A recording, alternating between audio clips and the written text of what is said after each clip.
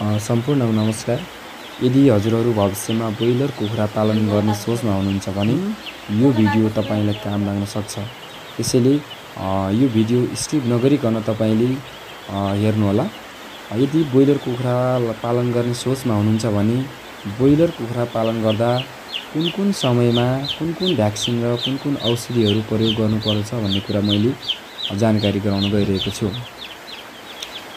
तपाईहरु ब्रोइलर कुखुरा पाल्ने सोचमा हुनुहुन्छ भने ब्रोइलर कुखुराको सानो बच्चाहरू हामीले खोरमा ल्याउने हुनुहुन्छ भने सानो चल्ला ल्याउने बित्तिकै सुरुको अवस्थामा हामीले ग्लुकोज पानी अथवा गुड पानी दिन सक्छौं।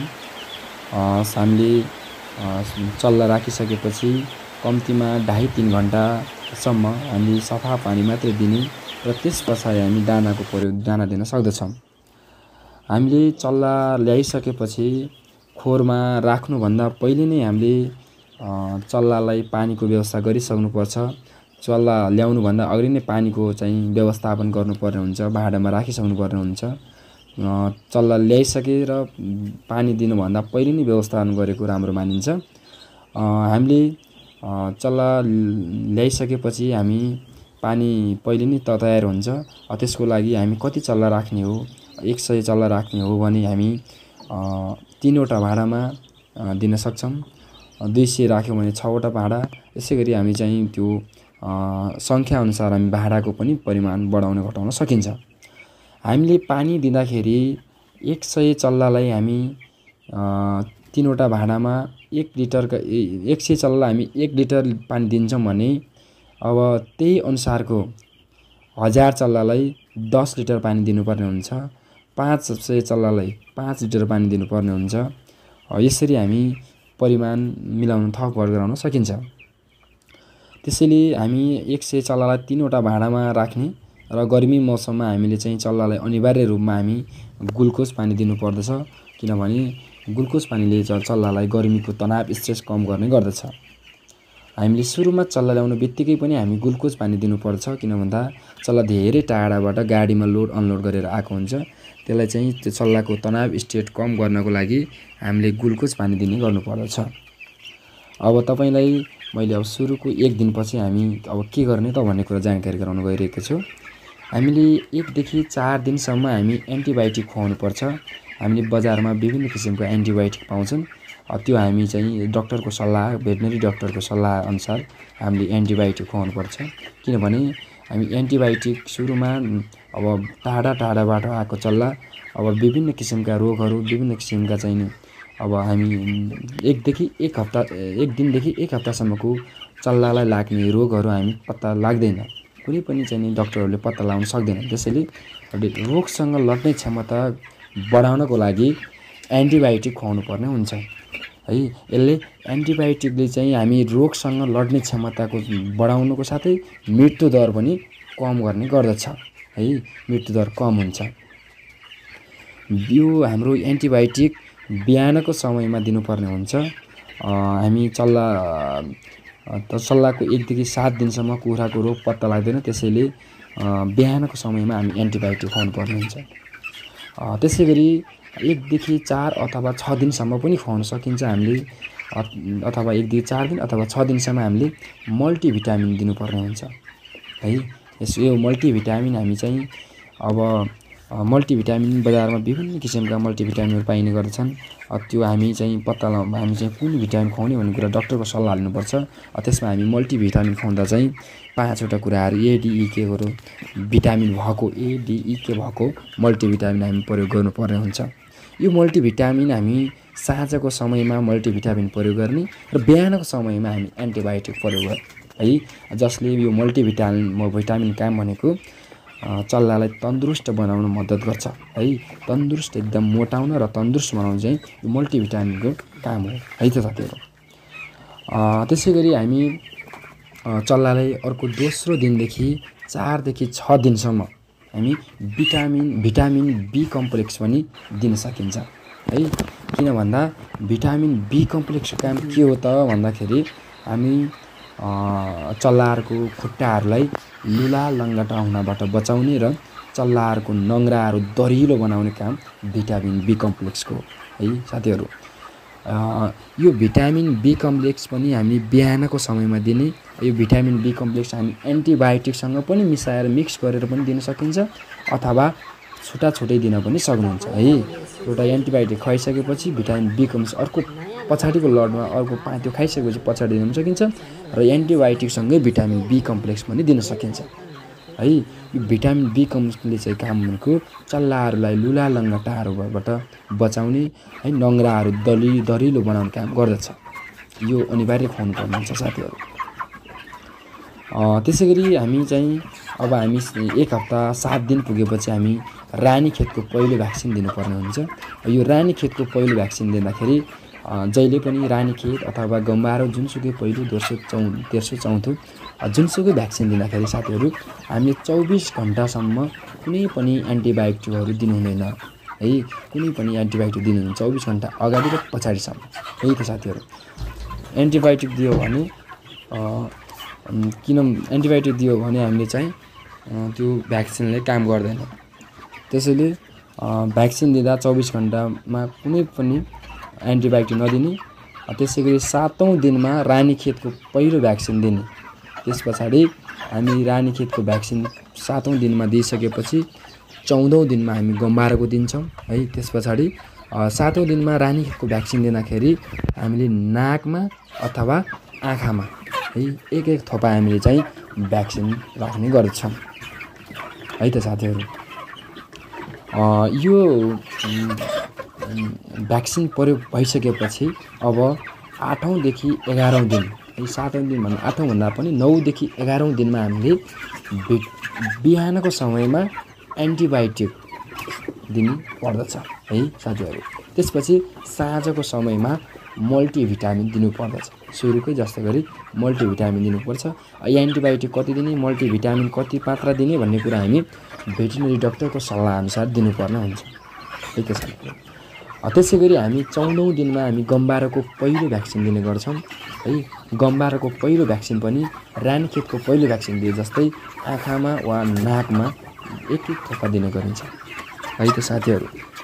यो पहिलो गम्बारोको र रानीखेतको पहिलो भ्याक्सिन चाहिँ चल्ला सानै भएको कारणले हामीले आँखामा वा नाकमा दिन सकिन्छ र आँखामा वा नाकमा दिँदाखेरि राम्रो पनि हुन्छ र त्यसले चाहिँ उसलाई भ्याक्सिनको चाहिँ सही सदुपयोग हुने गर्दछ, सही ठाउँमा प्रयोग हुन्छ है। त्यसैले साथीहरू भ्याक्सिन लगाउँदाखेरि हामीले एकदमै ख्याल गर्नुपर्ने हुन्छ। एकदमै त्यसको चाहिँ भ्याक्सिनको चाहिँ सही प्रयोग गर्नुपर्ने हुन्छ। किन भन्दा भ्याक्सिन लगाउने भनेको रोगसँग लड्नको लागि, रोगसँग चाहिँ त्यो जुझ्नको लागि लगाउने है। रोग लागिसकेपछि भ्याक्सिन लगाएको कुनै पनि काम छैन, त्यसले चाहिँ कुनै पनि काम गर्दैन। त्यसैले हामी रोग लाग्न नदिन है, रोग टाढै राख्नलाई हामी भ्याक्सिनको प्रयोग गर्नुपर्ने हुन्छ। त्यसैले भ्याक्सिन चाहिँ नछुटाएर लगाउनु पर्ने हुन्छ। र 14औं दिनमा हामी गम्बारोको भ्याक्सिन लगाइसकेपछि त्यसपछि हामी चाहिँ अब हामी B1 को दाना पनि सकिन्छ साथीहरू। B0 को दाना पनि सकिन्छ साथीहरू। त्यसपछि हामी B1 को दाना खुवाउनु सुरु गर्छौँ। B1 को दाना खुवाउँदाखेरि अब हामीले दानाको रेसियो मिलाउनु पर्ने हुन्छ है त। किन भन्दा B0 को दाना मसिनो हुन्छ भने B1 अलिकति मोटो गेडा हुँदाखेरि हाम्रो ब्रोइलर कुराले दाना नपचाउने समस्या हुन सक्छ। अब त्यस्तो अवस्थामा हामीले दानाको रेसियो मिलाउनु पर्ने हुन्छ। अब सुरुमा हामी सुरुको लडमा हामी 75% B0 र 25% B1 को दाना, अर्को दिन 50% B0 को 50, B1 को 50% दाना, अर्को दिन हामीले 75% B1 को र 25% B0 को दाना मिसाउने र अर्को दिनदेखि B1 कै दाना खुवाउने। यसरी हामी दानाको रेसियो मिलायो भने हामी चल्लाले दाना पचाउन सक्ने क्षमता बढ्छ है। साथसाथै हामीले चल्लालाई दाना पचाउनको लागि हामीले लिभोटोनिक पनि हामी दिन सकिन्छ। यो दाना परिवर्तन गर्दाखेरि हामी लिभोटोनिक अनिवार्य दिनुपर्ने हुन्छ। हामी बजारमा लिभोटोनिकहरू विभिन्न किसिमका नामहरू पाइन्छन्। ब्रोटन हैन, हिप्टोकेयर, लाइफ P2 भन्ने चाहिँ हाम्रो लिभोटोनिक पाइन्छ। यो जुनसुकै पनि यो राम्रो खालको लिभोटोनिक हुन्, यिनी ल्याएर हामीले चाहिँ खुवाउन सकिन्छ। त्यसैगरी हामी 13 देखि 17 दिन र 20 देखि 23-24 दिनमा हामीले क्याल्सियम दिनुपर्ने हुन्छ है त साथीहरु। यो क्याल्सियमको काम के हो त भन्दाखेरि यो शरीरको वेट थाम्न गाह्रो हुने हुन्छ। बिस्तारै चल्लाहरूको वेट बढ्छ र वेट बढिसकेपछि हामी ब्रोइलरको कुखुरा वेट थाम्न सक्दैनन्। हो त्यो वेट थाम्न गाह्रो भएको कारण हामीले क्याल्सियम दियो भने त्यसको हड्डी मजबुत हुन्छ, त्यसको चाहिँ प्यारालाइसिस हुने सम्भावना हुँदैन, त्यसको खुट्टा कुज्जिने सम्भावना हुँदैन। त्यसैले हामीले 13 देखि 17 दिन र 20 देखि 23-24 दिनसम्म हामीले क्याल्सियम चाहिँ खुवाउन छुटाउनु हुँदैन है त साथीहरु। त्यसपछि गम्बारको भ्याक्सिन दोस्रो डोज हामी 21 दिनमा हामी चाहिँ 21-22 दिनमा लगाउनु पर्ने हुन्छ। यो चाहिँ हामी चाहिँ सम्भव भएसम्म आँखा वा नाकमा दिने र सम्भव भएन भने हामी चाहिँ पानीमा मिसाएर हामी दिन सकिन्छ है त साथीहरु। भ्याक्सिन लाउँदाखेरि 24 घण्टासम्म हामी पछि वा अघि कुनै पनि एन्टिबायोटिकहरु खुवाउनु हुँदैन भन्ने कुरा तपाईलाई अगाडि पनि भने मैले, यो कुरा चाहिँ ध्यान दिने। त्यसैगरी हामी 23 देखि 25 दिनमा चाहिँ एन्टिकार अर्लियर भन्ने गर्ने यो रोग हुन्छ। यो रोग लाग्न नदिन हामीले चाहिँ रोग निराकरण गर्न चाहिँ हामीले चाहिँ बिहानको समयमा चाहिँ एन्टिबायोटिक दिनु र 26 दिनमा चाहिँ हामी सादा पानी दिनुपर्ने हुन्छ। 26 दिनमा हामी सादा पानी दिने। त्यसपछि 27-28 दिनमा चाहिँ फेरि क्याल्सियम दिने, अगाडिकै जसै गरी क्याल्सियम दिने र 28 दिनमा फेरि हामी रानीखेतको सेकेन्ड डोज हामी भ्याक्सिन दिने है। यो सेकेन्ड डोज पनि फेरि उस्तै गरी र सम्भव भएसम्म चाहिँ 4वटै खोप दिने र अन्तिममा चाहिँ रानीखेत सेकेन्ड डोज हामी सम्भव भएन र त्यो अवस्था पाइन भने यसले चाहिँ धेरै असर गर्दैन, नदिँदा पनि हुन्छ र सकेसम्म हामी चाहिँ रानीखेत सेकेन्ड डोज चाहिँ दिनुपर्ने पनि हुन्छ है त। त्यसैगरी 29-30 दिनमा चाहिँ हामीले liver tonic plus calcium plus growth plus है। हामीले ग्रोथ प्लस भनेको अब कुखुराको वेट बढाउने हैन, ब्रोइलर भेटा भन्छ, कुखुराको वेट बढाउने चाहिँ यो एउटा भिटामिन हो। यो भिटामिन पनि हामी दिनुपर्छ। लिभरटोनिक पनि दिने। हाम्रो अब फेरि अब हाम्रो दाना 28 दिनमा हामी दाना परिवर्तन गर्ने हुन्छ। B1 को दाना सकिन्छ र B2 को दाना खुवाउनु पर्ने हुन्छ। यो अवस्थामा पनि B1 अगाडिकै जसो गरी 75-25 हैन, B1 को 75, B2 को 25% पहिलो दिन, दोस्रो दिन B2 को 50, B1 को 50, तेस्रो दिन B2 को 75, B1 को 25 गरेर यसरी मिलाएर हामी दाना दिने र लिभरटोनिक पनि दिने है, क्याल्सियम पनि दिने र 29-30 दिनपछि हामी ग्रोथ प्लस पनि चढाउने है। त्यसलाई ग्रोथ प्लस अनि ब्रोइलर भिटा पनि हामी दिने।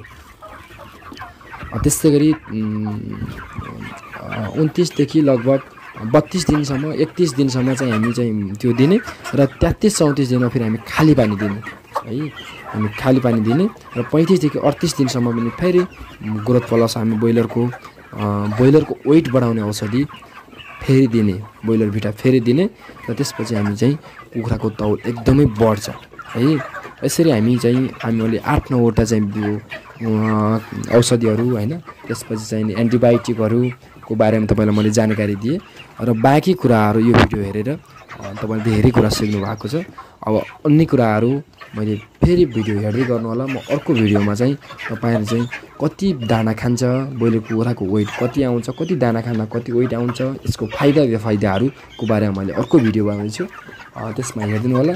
साथीहरुलाई छुटाउनै नहुने भनेको 4 वटा चाहिँ हामी यसको चाहिँ भ्याक्सिनहरू लगाउने र हामीले नबिर्सिने भनेको मल्टिभिटामिन किन्दा चाहिँ ADEK भएको भिटामिन चाहिँ हामीले किनेर खुवाउनु पर्ने हुन्छ है त साथीहरु। ल त सबैलाई धन्यवाद। यो भिडियो अन्तिमसम्म हेरिदिनु भएकोमा सबैलाई धेरै धन्यवाद। अन्तिममा सब्स्क्राइब गरेर जानु होला, किनभने सब्स्क्राइब गर्नाले तपाईले नयाँ भिडियोहरू अपलोड हुँदा बित्तिकै तपाईको मोबाइलको स्क्रिनमा देखिनेछन् है त साथीहरु। धन्यवाद।